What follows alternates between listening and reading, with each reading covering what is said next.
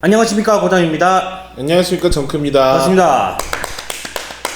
자, 오늘은 원스 어폰 타임 인 할리우드 한번 해보도록 하겠습니다. 할리우드라고 해야 돼요? 헐리우드라고 해야 돼요? 할리우드가 사실은 맞는 표현이죠. 네, 할리우드로 하도록 하겠습니다. 네네.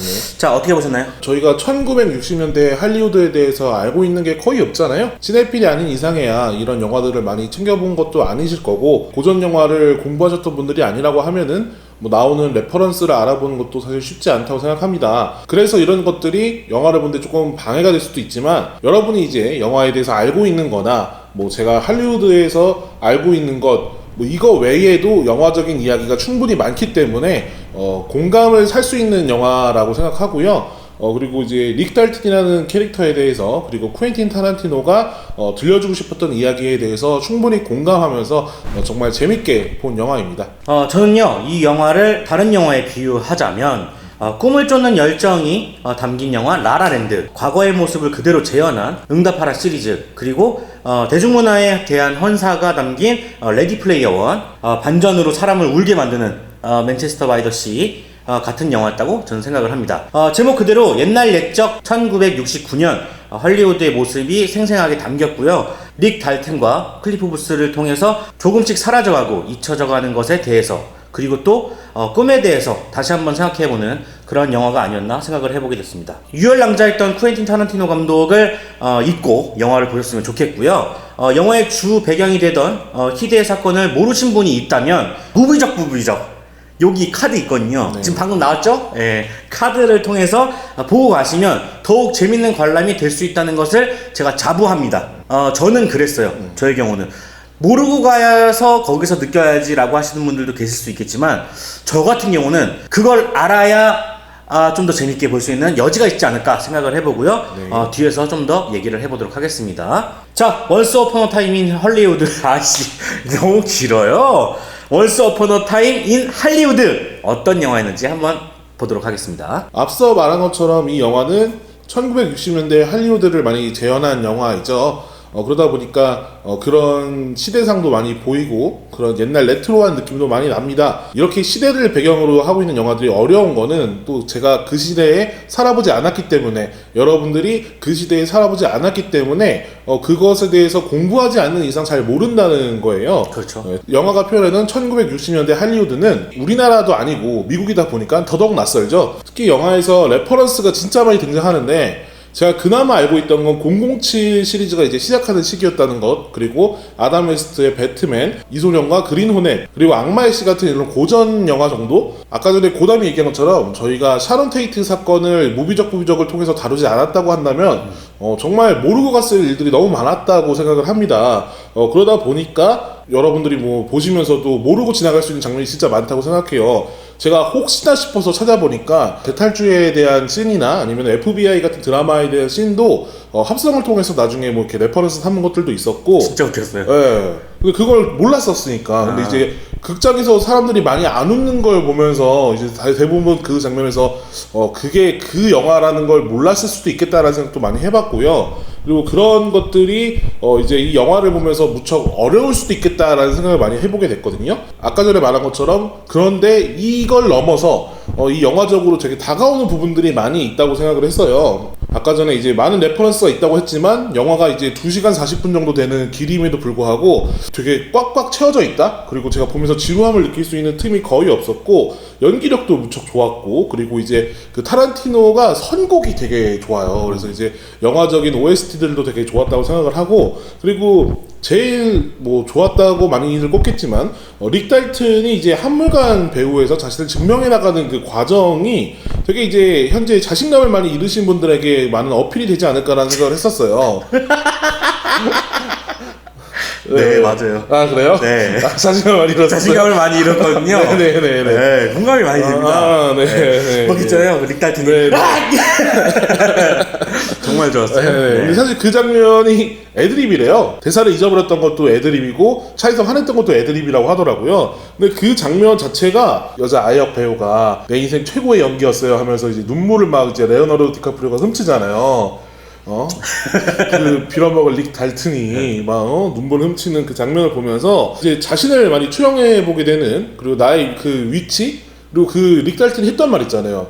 내가 하루하루 정말 쓸모가 없어지는 거를 느끼고 있는 것. 이거 자체가 지금 한 30대, 40대 혹은 이제 더 위의 나이대인 어른들한테는 보시면서 진짜 이게 많이 다가올 것 같아요. 그러니까 헐리우드의 황금 시기를 그렸다는 것 자체가 옛날에 대한 약간 그리움이잖아요. 그러니까 옛날에 잘 나가던 영광의 시대 이런 느낌이기 때문에 영화적으로 이제 내포하는 의미가 영광의 시대가 지나고 남은 그 공허함 뭐 이런 거에 대해서 좀 얘기하고 있는 것 같기도 했고요. 그러다 보니까 영화 자체가 타란티노가 만든 영화 중에서 가장 감성적인 영화가 아닐까라는 생각을 한번 해보게 됐고요. 그리고 영화가 이제 조금 나레이션이 나오기 시작하고 조금 루즈해 가던 순간에 유명한 샤론 테이트 사건이 이제 등장을 하게 됐잖아요. 맞아요. 그러면서 그때부터 이제 영화가 비틀기가 확 들어가는데 이게 바로 여러분들이 타란티노 영화를 보는 이유 중에 하나라고 생각해요. 그 화끈함과 그 통렬함 그리고 거기서 나오는 그 키치함 이런 것들이 다 너무 뭐랄까 그 전까지는 햇빛의 그 따뜻한 온도 같은 느낌이라서 막 그 릭 달튼 역할 나오고 막 이럴 때까지만 해도 약간 이게 참 따뜻한 영화다 이러다가 갑자기 제가 화염 방사기를 쳐맞은 것처럼 확 뜨거워지는 영화였어요. 갑자기 이제 그 불타오르고 그 불타오른 다음에 그 남은 그 약간 잔열이 끝나고서 이제 고담은 막 되게 감동받았다고 했는데 저 울고 있었어요. 그래서 나가면은 눈물이 보일까봐 네. 가만히 앉아 있었어요. 여운이 있어갖고. 확실히 여운이 있었어요. 그러니까 아까 제가 말한 대로 한번 확 불타오른 다음에 그 약간 잔열이 나와 있는 것처럼 엔딩이 되게 인상 깊더라고요. 그래서 그런 느낌도 되게 좋았다고 생각하고요. 그리고 왜 디카프리오가 자신의 몸값을 깎으면서 이 영화에 출연하려고 했는지 알 것 같았고 그거 자체가 이제 본인의 지금 커리어에 있어서 정말 많이 드는 생각이었을 거라고 생각을 해요. 릭 달튼이죠? 네, 대체로. 그런 것들이 많이 영화에 녹아 있었을 거라고 생각하고 또 브래드 피트 역시 에드 아스트라도 되게 좋았는데 이 영화를 선택한 걸 보고서 이 사람은 연기도 잘하지만 진짜 영화를 진짜 잘 고르는구나. 둘 다 너무 잘 고르잖아요. 그래서 참 그런 걸 보면서 멋지다는 생각을 정말 많이 했습니다. 그리고 마지막으로 타란티노가 이제 영화를 10편 찍으면 은퇴한다고 막 이렇게 얘기했잖아요. 감독직을. 네. 근데 이게 9번째란 말이에요. 그래서 지금 뭐 사건이 일어나고 있더라고요. 어떤 사건이요? 평점 사건이요. 일부러 그게 그거예요. 그러니까 9번째지만 네. 이 영화가 자기의 그 걸작이 된다고 하면은 난 이 영화 끝으로 은퇴할 수도 있겠다. 그렇죠. 라고 해버리니까 사람들이 그럼 10번째를 찍게 만들기 위해서 뭐 이렇게 움직인다. 지금 실제로도 0.5점을 주는 사례들이 지금 생기고 있어요. 네. 은퇴하지 말라고. 근데 저는 그냥 영화 평점을 잘 주시고요. 그리고 이제 10번째 이후에도 더 좋은 영화들을 좀 만들었으면 좋겠다. 뭐 본인이 거기서 소강되었다고 하면 끝이겠지만 사실 이 영화가 타란티노한테도 어떻게 보면 터닝 포인트가 될 수 있는 영화라고 생각을 해요. 내가 그동안 막 아가리 파이터들이 막 등장하고 막 피가 튀고 뭔가 막 이렇게 잔인한 복수극을 찍었던 그런 감독에서 이 영화를 통해서 정말 그런 감성적인 부분들을 잘 터치할 수 있다는 것도 한번 보여줬기 때문에 그동안도 잘해왔지만 이렇게 내가 장르를 더 다룰 수 있는 감독이라는 걸 많이 보여준 사례라고 생각하거든요. 그래서 타란티노가 은퇴 안 하고 좀 더 많이 만들었으면 좋겠다라는 생각을 해보게 됐습니다. 타란티노가 만약에 이 영화를 끝으로 은퇴를 한다면 비극이죠. 아쉽죠. 많이 아쉽죠. 네. 저는요 정말 높은 점수를 주겠지만 일단은 혹시나 재미없게 본 분들의 편을 좀 먼저 들어드리고 가도록 하겠습니다. 일단 영화는 3명의 시점에서 이야기가 시작이 됩니다. 릭 달튼, 클리프 부스, 그리고 샤론 테이트 이 3명이죠. 릭 달튼과 클리프 부스는 가상의 인물이기도 하고 스토리상 둘이 붙어 다니게 되기 때문에 이 스토리가 맥락이 유지가 됩니다. 문제는 이제 샤론 테이트인데 그녀는 이제 릭 달튼과 클리프 부스에게 스토리상 전혀 영향을 끼치지 않아요. 겹치는 건 오직 시간대일 뿐인 거죠. 여기서 관객들이 이게 뭐지? 싶으셨을 거라고도 생각을 해요. 관련 없는 컷이 섞이기도 하고 전혀 연관성 없는 캐릭터들이 나오기 때문에 좀처럼 남잡하게 보일 수도 있겠다라는 생각이 듭니다. 그리고 또 하나는 이제 아까 정크도 말했는데 1969년에 헐리우드가 문제가 되는 것 같습니다. 사실 미국에서 일어난 그것도 과거의 역사를 한국에서 태어나 한국에서 산 사람이 100% 공감하기란 좀 쉽지 않은 문제라고 생각을 합니다. 문화적 차이가 엄연히 존재하다는 것을 좀 인정하고 가야 될 것 같아요. 이렇다 보니 릭 달튼의 이야기가 나왔다가 뭐 옛날스러워 보이는 릭 달튼 주연의 영화가 또 나왔다가 갑자기 또 클리프 부스 이야기가 나왔다가 샤론 테이트 이야기가 나오고 계속 이게 반복되거든요. 이런 식으로 진행이 되고 큰 사건이 마지막에나 가서 나오다 보니까 루즈하게 느끼셨을 수도 있겠다라는 생각이 듭니다. 뭐 이렇게 편을 좀 들어보고요. 그래서 제가 앞서 말씀드렸던 것처럼 무비적 부비적을 보고 가시는 게, 굳이 챙겨보시고 가시는 게 좋을 것 같다라는 이야기를 드리고 싶습니다. 왜냐하면 저 같은 경우는 이 희대의 사건을 이 방송으로 알고 갔기 때문에 이 사건에 대해서 어떻게 다뤄질 것인가 기대하면서 지켜봤던 것 같아요. 왜냐면은 결과가 나와 있는 거거든요. 결과가 나와 있기 때문에 예상대로 흘러갈까? 막 이런 이제 생각을 하면서 계속 긴장감을 갖게 되잖아요. 그러다 보니까는 그 클리프 부스가 마약 같은 LSD를 절인 담배. 예, 담배 있잖아요. 네. 그 담배를 딱 필 때부터 이거 큰일 나겠다. 제가 담배만 피지 않았어도 뭔가 사건을 마무리 지어줄 수 있을 것 같은데, 뭔가 이런 기대감까지 들게 한단 말이에요. 그래서 긴장감 있게 보게 되거든요. 그러다 보니까 이 뜬금없는 이야기로 변주가 돼서 적지 않게 저는 당황을 했던 것 같습니다. 알고 가니까 바로 그 지점이 영화의 메시지이자 전부라고 생각을 하는데, 이 지점을 읽지 못하면 루즈하고 재밌는 영화가 되는 것 같습니다. 앞서 릭 달튼과 샤론 테이트가 엮이지 않는다고 제가 말씀을 드렸었는데, 저는 이렇게 생각합니다. 시각을 달리 보면 한 사람은 점점 대중에게 잊혀져 가는 사람, 그리고 한 사람은 대중들에게 점점 알려져 가는 사람, 대비가 확실히 되는 구도를 이제 그리고 있다는 걸 알 수가 있습니다. 그리고 샤론 테이트가 극장에 들어가서 관객들의 반응을 이제 살피게 되는데, 그녀 또한 순수하게 영화 배우로서 릭 달튼과 같은 열정이 있는 순수한 그런 배우로 나오게 되죠. 뭔가 떨어져 있지만 가까이 있는, 뭔가 릭 달튼과 샤론 테이트 캐릭터들 간의 관계성이 매우 신선하다고 저는 느꼈어요. 그리고 엔딩 장면, 저는 계속 실실 쪼개고 있다가 다 싸우고 나서 울컥하더라고요. 그러니까 안 울다가 계속 킥킥거리다가 갑자기 울컥거려가지고 내가 나이 먹었나? 이런 생각이 정말 들 정도로 울컥하는 부분이 있었습니다. 릭 달튼은 옆집으로 이사온 그 시대에 제일 잘 나가는 로만 폴란스키와 샤론 테이트에게 어떻게 해서든 붙어서 성공하려는 찌질이로 나옵니다. 뭘 해도 안 되고 실패한 사람이라면 누구나가 이런 생각을 한 번쯤 해보지 않나 생각을 해보는데, 저도 마찬가지로 릭 달튼을 빼다 박은 사람이라고 생각을 하거든요. 정말 실패한 사람. 정말 수많은 고민을 하고 있거든요. 이게 내리막길인가? 라는 생각이, 얼마 올라가지도 않았는데 내리막길을 타고 있나? 이런 생각이 드는 찰나인데, 어쨌든 사건이 있은 후에 샤론 테이트를 만나는 장면은 정말이지 감동적이었습니다. 흑튜버로서 뭔가 위로받는 느낌이 들었다고 저는 생각을 해요. 거기다가 자비 없이 맨슨 패밀리를 구워 삶아 먹는 것도 너무 통쾌한 연출이라고 생각을 했습니다. 사실 영화 안에서는 맨슨 패밀리라고 나오진 않아요. 하지만 그냥 히피족이라고 나오지만, 보기 싫었던 이 비극을 쿠엔틴 타란티노 감독의 특유의 재치 있는 유쾌함으로 희극화한 게 신의 한 수라고 생각을 합니다. 정말 감동적이었고, 엔드게임 이후로 극장에서 온 거는 정말 오랜만이었어요. 그리고 저 이 영화 보면서 네네. 담배가 그렇게 땡기더라고요. 야, 어쩜 이렇게 다들 맛있게 피냐? 평소 피던 대로 핀 거 아니에요? 안 피시던 분들도 피고 싶게끔 만드는 그런 매력들이 있어요. 그렇죠. 그리고 참고로 뭐 타란티노 영화 보시는 분들은 대부분 알겠지만, 그 레드 애플이라는 담배가 실존하는 담배가 아니고 타란티노 영화에 등장하는 담배예요. 네, 그래서 그거를 관련해서 꼭 보시기 바라고, 쿠키 있으니까 그러니까요. 꼭 보세요. 많은 관객들이 쿠키를 안 보고 그냥 나갔어요. 네. 영화 내용과 크게 관계는 없지만 보셔야 하지 않을까.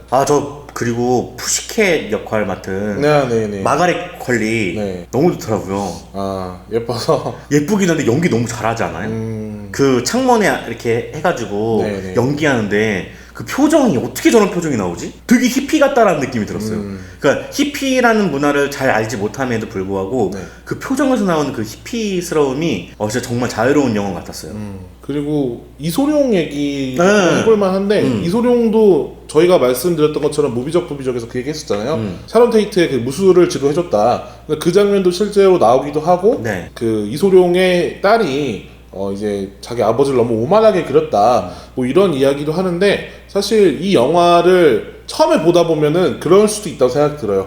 근데 이제 결론적으로 하고 싶은 말은, 이 영화가 어떻게 보면은 현실 비틀기이기 때문에 굳이 이것 때문에 막 이 영화를 안 보겠다라고 하실 필요는 없을 것 같은 느낌이에요. 그리고 짧게 나와요. 네, 뭐 이렇게 많이 짧게 등장하는 것도 나오니까. 아니고. 네. 그리고 마지막으로 저는 스키키 역의 다코타 팬이 아, 예. 정말 깜짝 놀랐어요. 처음에 못 알아봤어요? 와, 저도 못 알아봤고 그 멀리서 보는데 왜 이렇게 공포스러워요?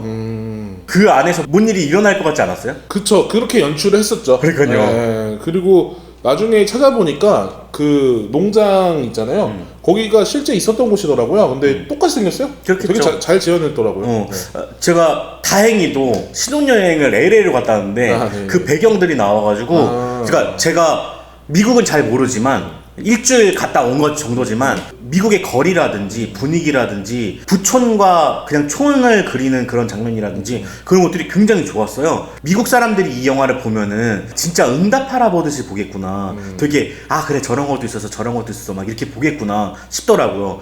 그거를 저는 알지 못함에도 불구하고 그런 분위기를 느낀 것 같아요. 영화 안에서. 자, 원스 어폰 어 타임 인 할리우드 감상평 듣고 별점 남기고 끝내보도록 하겠습니다.